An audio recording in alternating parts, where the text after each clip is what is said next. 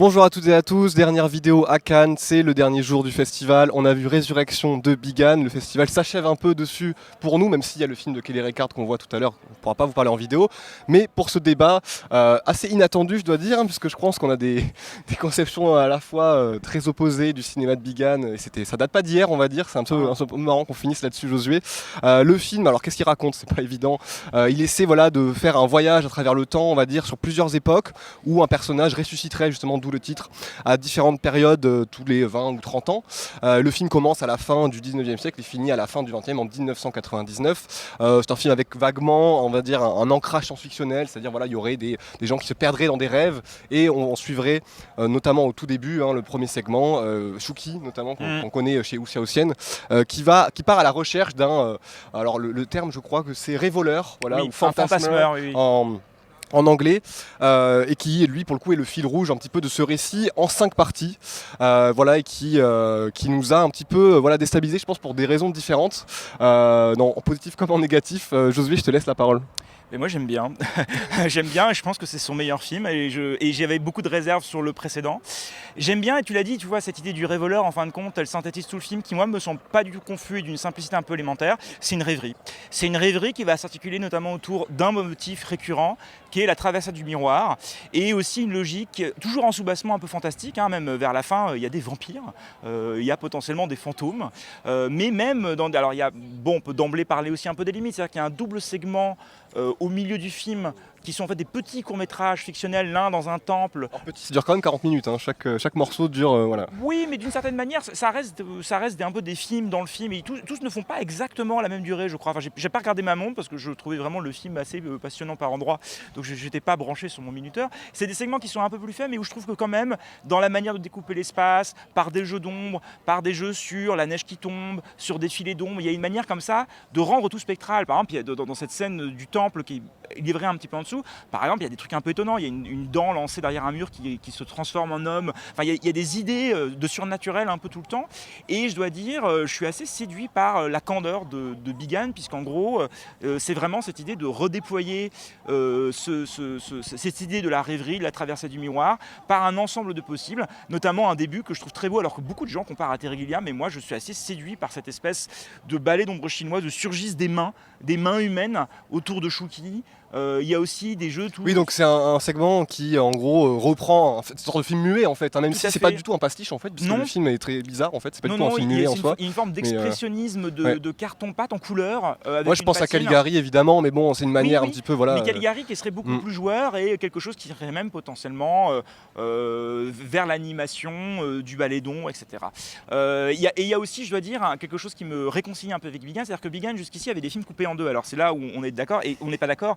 Et oui, il y a quelque part de Bigan, c'est-à-dire que jusqu'ici, il y avait quoi? Il y avait une partie fragmentée, complètement inspirée d'un cinéma de la modernité du Sud-Est, que serait entre vraiment Wuxia Ocean et un peu Wong Kar-wai, mêlé à un truc du fragment, et au contraire, une deuxième partie d'un seul tenant, c'est-à-dire un plan séquence performatif, que moi je trouvais très très beau dans Kylie Blues, et beaucoup plus calculé, et beaucoup plus démonstratif, en tout cas dans Un Grand Voyage de la Nuit. Et là, il y a aussi un plan séquence, moi que je trouve magnifique. Parce que aussi il change de tonalité, c'est-à-dire c'est un plan séquence qu'au début qui est quelque chose qui peut faire penser aussi au cinéma taïwanais, une espèce de truc presque à la Wuxia Ocean, c'est-à-dire un homme suit une femme, etc. dans des dédales. On pense à Million Mambo. Oui, mais en fait moi je pense à Powell après, c'est-à-dire que ça vire vers le film d'horreur et il y a des décadrages. La manière dont la caméra va passer d'un corps à l'autre, passer d'une main à l'autre. Je pense d'ailleurs, il faudrait vérifier, c'est possible que je me trompe et donc du coup j'insulte un petit peu Bigan. J'ai l'impression que le plan séquence est quand même coupé en deux par une rupture de vitre, mais qui est une rupture assez folle. Et même il y a des jeux, alors sur la maniabilité, à la fois c'est très virtuose, mais je trouve que c'est jamais démonstratif. C'est par exemple, à un moment il y a un timelapse à l'intérieur du plan séquence, mais en arrière-plan on voit un film qui est L'arroseur arrosé, des Frères Lumière, qui pour le coup se déroule en temps réel. Et ce que je trouve très très beau, notamment dans la fin de ce plan séquence, qui finit donc sur le jour, c'est-à-dire que quel est l'acmé, le point où on va quand même passer par un bateau, par un ensemble de strates, etc. C'est vraiment d'apercevoir l'aurore. Et cette aurore, quelque part, on pourrait dire, non mais c'est là, il y a en termes de calcul, en termes de timing, le film est quand même d'une virtuosité incroyable et le montre, mais en fait, je trouve que ça tranche énormément avec la fin du précédent film, qui était une petite bougie qui était allumée, et je me souviens que cette petite bougie, par les circonvolutions de la caméra, je sentais vraiment que la caméra était aussi mouvante pour permettre hors champ à quelqu'un de la régie d'allumer la bougie. C'est-à-dire qu'il y avait vraiment une espèce de mise mise en abîme de la complexité du tournage, alors que là, pour le coup, c'est juste désarmant, c'est le soleil qui se lève. On ne dirige pas le soleil qui se lève. Et ça finit sur une scène, et ça va te faire un peu le raccord pour toi, parce que je sais que ça t'énerve un peu, mais je serais très beau. C'est-à-dire, c'est vraiment des corps qui s'éteignent dans une salle de cinéma, et il y a une forme de candeur. Moi, je pense pas du tout que le film soit pontifiant, ou soit dans une espèce de logique un petit peu démentielle, de résumer toute l'histoire de cinéma. Moi, je pense que c'est vraiment un film qui est animé par une pulsion de cinéma, un désir de cinéma, mais qui serait un cinéma envisagé sur le mode de la rêverie, encore une fois. Rêverie aussi qui se joue dans une espèce de film noir lynchien et qui en même temps fait penser aussi à un certain cinéma hongkongais qui est sur une espèce de boucle narrative. Enfin, vraiment, je trouve que le film déplie un ensemble de choses qui font que même si il y a quelques passages que je trouve un peu en dessous et le film peut parfois être inégal, je trouve aussi, par ailleurs, je tiens à terminer là-dessus, c'est avec, à mon avis, le Wes Anderson, le seul film de la compétition qui est vraiment mu par une logique formelle et pas par une logique narrative. Et rien que pour ça, je trouve qu'il survole le reste de ce qu'on a vu jusqu'ici pendant ce Festival de Cannes. C'est marrant parce que tout ce qui te plaît là, moi je le trouvais déjà dans le précédent quelque part. En fait, il y avait vraiment cette idée, comme tu l'as dit, de film coupé en deux. Moi j'aimais bien en fait que l'idée très simple, que quelque part la fragmentation initiale, ce serait évidemment celle d'un personnage, souvent qui a perdu quelqu'un, qui essaie de retrouver une femme. En l'occurrence dans le dernier c'était ça. On essaie de retrouver quelqu'un. Je crois que c'était dans le premier film, il y avait un enfant quelque part qu'il fallait rendre à son oncle ou quelque chose comme ça. Donc on retrouve quelqu'un, le temps est fragmenté, cette idée de la modernité quelque part, que le montage serait la caisse de résonance en fait de l'intériorité fragmentée des personnages. Là, c'est ça porté à l'échelle un petit peu du film entier quelque part. Je suis pas d'accord.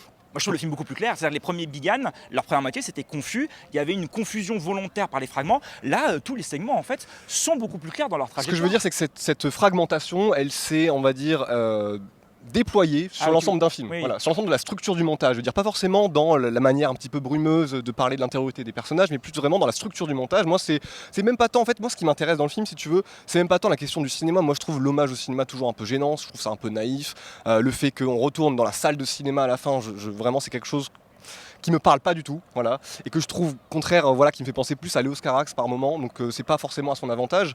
Par contre, ce qui pourrait m'intéresser dans ce truc-là, c'est voilà, comment on organise les fragments entre eux, comment on joue avec les caisses de résonance. Le film, en fait, on l'a pas dit, mais c'est très... D'ailleurs, le film en fait pas grand-chose. Les 5 parties correspondent aux 5 sens, en fait.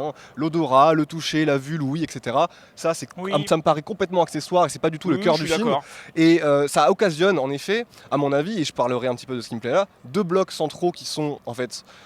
Qui ont des idées, je veux dire, ça reste Bigan en fait, de temps en temps, où évidemment, quand il y a un affrontement avec deux mafieux, on projette une cigarette, d'un coup le plan va se décadrer, va s'ouvrir sur un jeu de miroir, de reflets, ça je suis d'accord, il y a toujours quelque chose. Il y a toujours un truc. Par contre, quand même, moi ça m'a fait penser presque, ça m'a un peu désespéré à la 3e partie des Feux Sauvages de Jason Ke dans sa plastique. Voilà. C'est-à-dire qu'on va filmer d'un coup, des fois des champs contre champs sur une table entre un enfant et un adulte qui lui apprend à faire des tours de magie, de manière complètement calibrée, c'est-à-dire vraiment on a une série de plans qui à un moment ne tentent rien formellement, quand bien même, moi ce qui me plaisait dans Un grand voyage vers la nuit, quoi qu'on pense de la première partie, c'était que tous les plans quand même essaient de proposer quelque chose, une idée, quand bien même ce serait un petit peu la même qui serait déployée. On avait quand même une manière de cadrer qui est très inspirée de Tarkovsky, etc. Toujours au-dessus, en dessous, sur le côté, des mouvements de caméra, des panoramiques qui essaient de tenter quelque chose. Là je trouve quand même qu'il y a un énorme ventre mou au milieu du film et qui a grossi, moi ce qui me plaisait pas trop aussi, c'était l'espèce de poésie un peu brumeuse, un peu métaphorique, qui est très aussi dans le folklore chinois, forcément. Là il y a beaucoup de références peut-être qu'on n'a pas aussi pour lire le film culturellement parlant.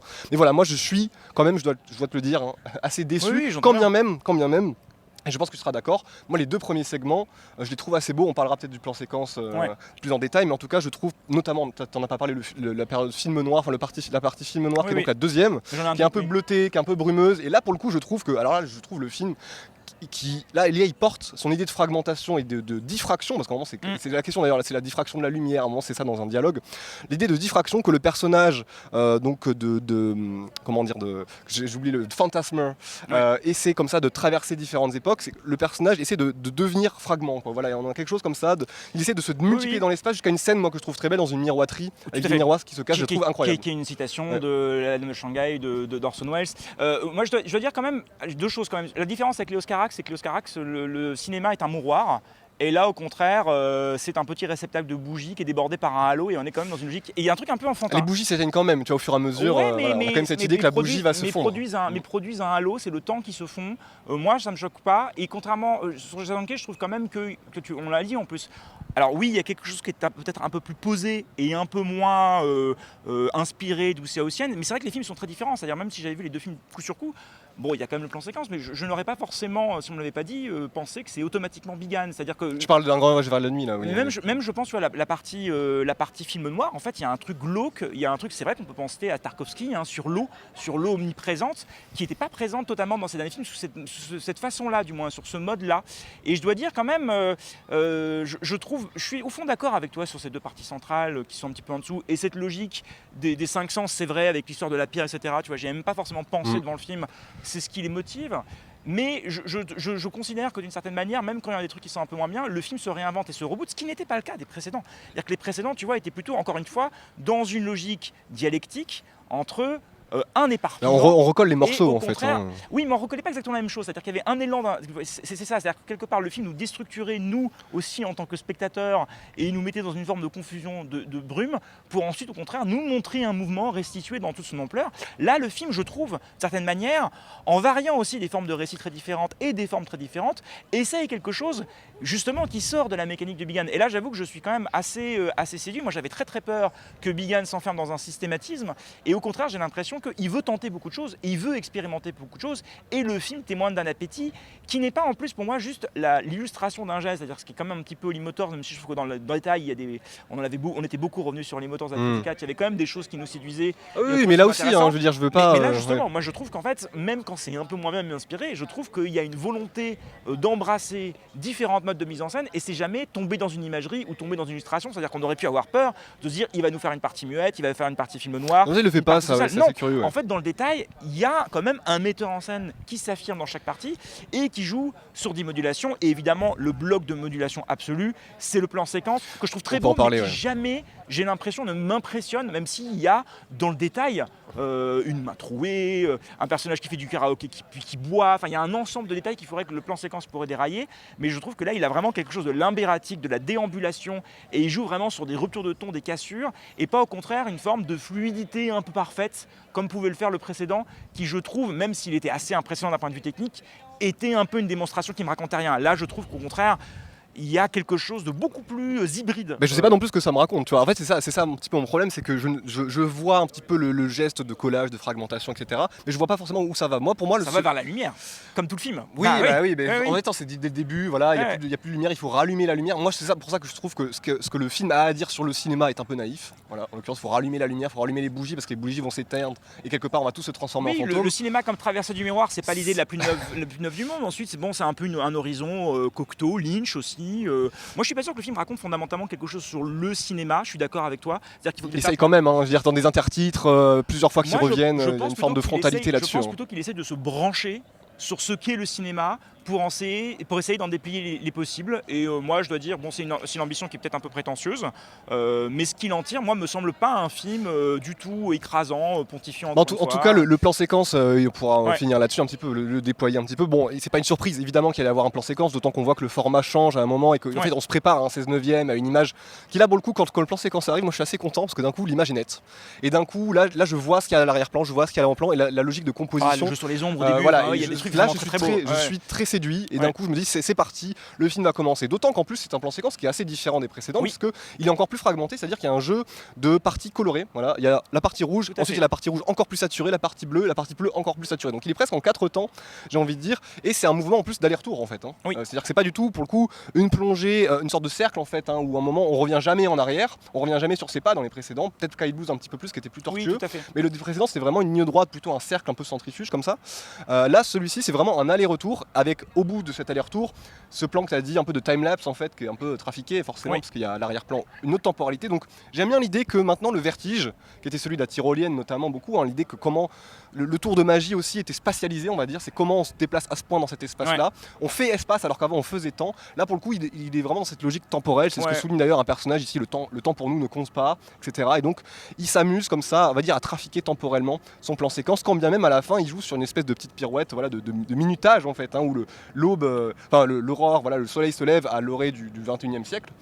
Moi je trouve vraiment pour le coup que ce plan séquence là, quelque part il m'a pas mis en tension si tu veux. À un moment il m'a pas mis en tension, les autres parties non plus. Dire qu'à un moment quand le plan séquence commence, on a une voix off, celle de Chucky d'ailleurs, qui dit maintenant on commençait à réfléchir au sens des rêves qu'on a vus. Et je me suis dit ça se trouve en fait l'heure 40, parce que c'est quand même très long avant qu'on arrive à ce plan séquence, était une forme de macération, de préparation à quelque part à une sorte de numéro de prestige, tu sais, comme dans les tours de magie.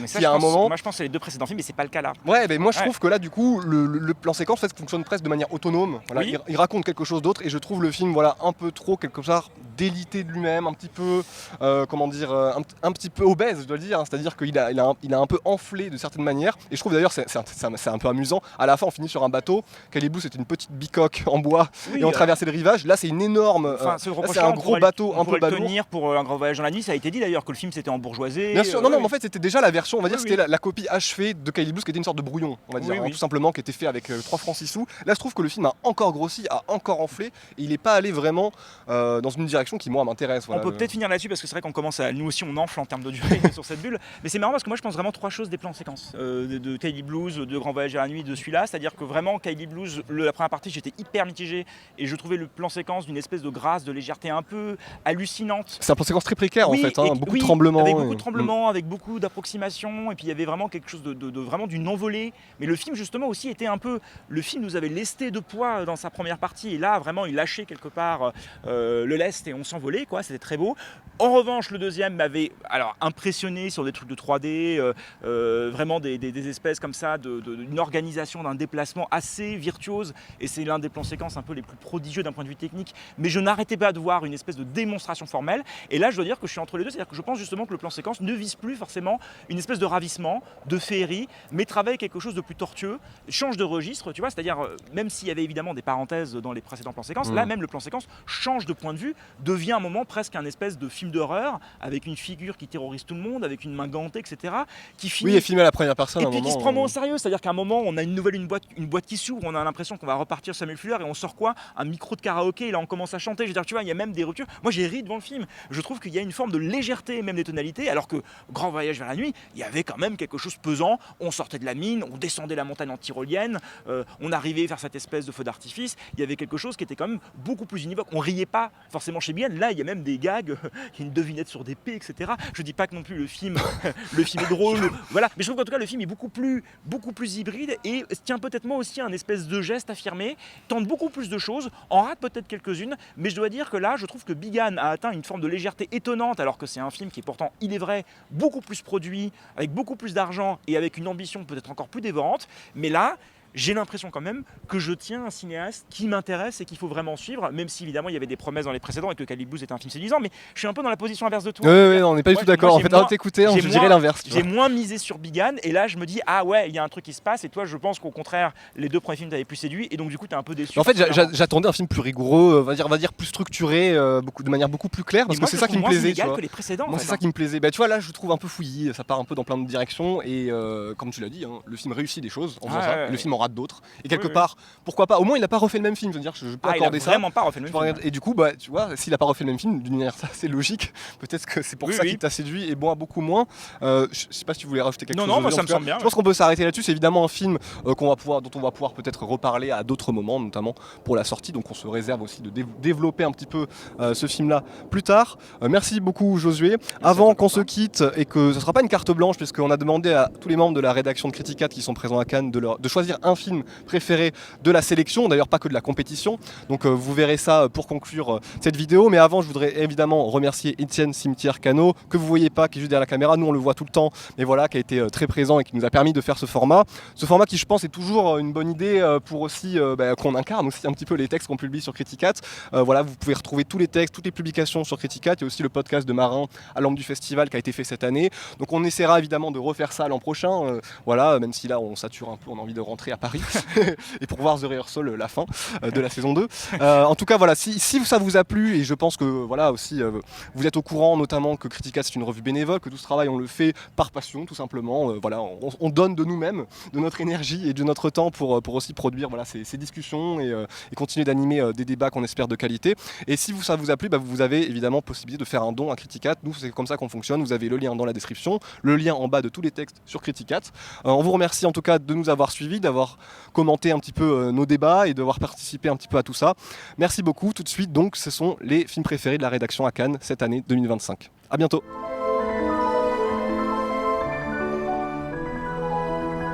Alors, mon souvenir de cette édition du Festival de Cannes, c'est le nouveau film de Christian Petzold, Miroir numéro 3, qui était présenté à la quinzaine des cinéastes, et plus précisément son plan final, qui montre le visage de Paul Habert en gros plan. Alors, c'est un plan qui pourrait sembler un peu académique, traditionnel d'un cinéma un peu moderne, mais ce qui m'a vraiment frappé, c'est un petit effet d'optique que nous gratifie le cinéaste à la fin, puisque grâce à un jeu sur la persistance rétinienne, lorsque l'image passe au noir, on a le sentiment que le visage de Paul Habert est devenu celui d'un fantôme, et c'est un souvenir d'autant plus intéressant que je crois que je suis le seul de toute l'équipe de Criticat à l'avoir vu. Donc je m'en souviendrai comme vraiment un truc qui m'appartient à moi de cette année du festival.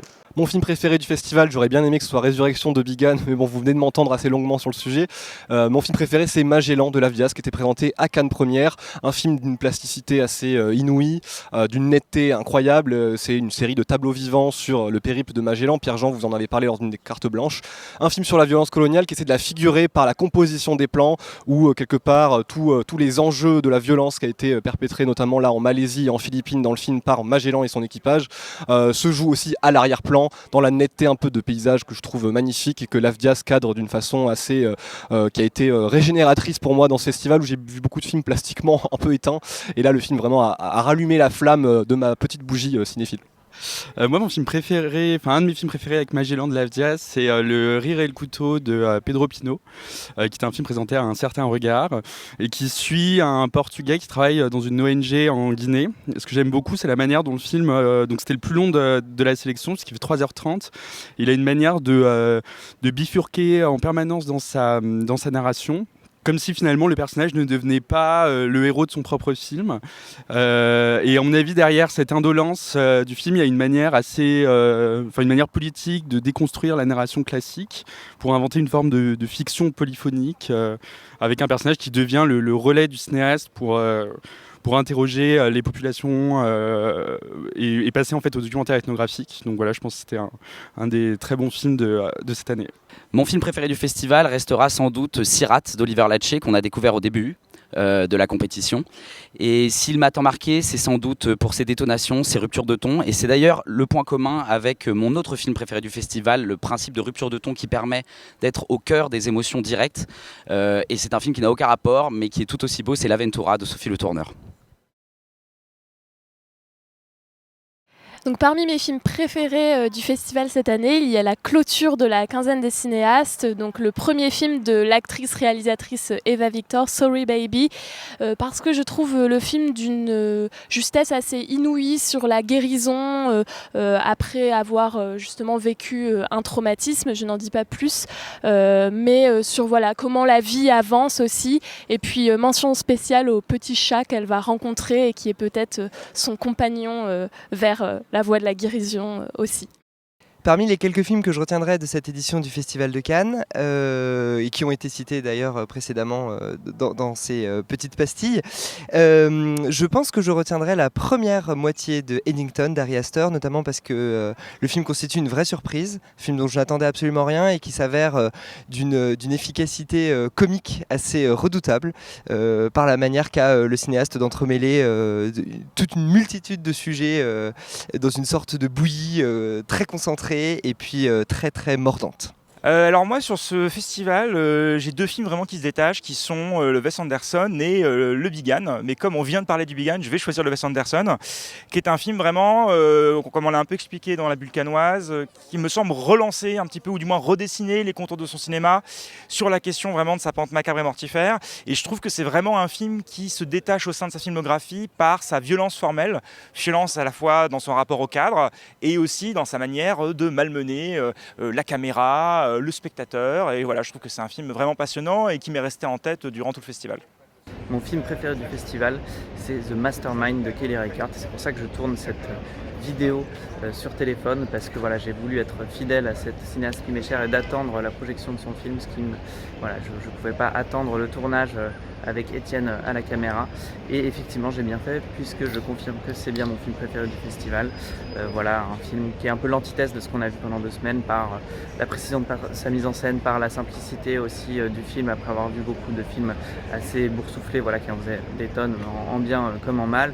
Pour en dire 2 mots, donc on peut partir du titre The Mastermind, voilà, qui a vraiment un titre assez ironique en fait, et c'est vraiment un film ironique de Kelly Reichardt, puisqu'il s'agit d'un film de casse de poche, et The Mastermind, c'est pour voilà, évoquer ce personnage principal dont le plan est complètement foireux, voilà, dès le début, et le film va lentement se transformer en une étude de caractère assez passionnante et assez trouble, avec une lumière automnale vraiment à tomber. Et c'est pour ça que je ne résiste pas à ce plan un peu scandaleux avec le soleil derrière moi qui me bouffe la tête. Voilà, merci beaucoup.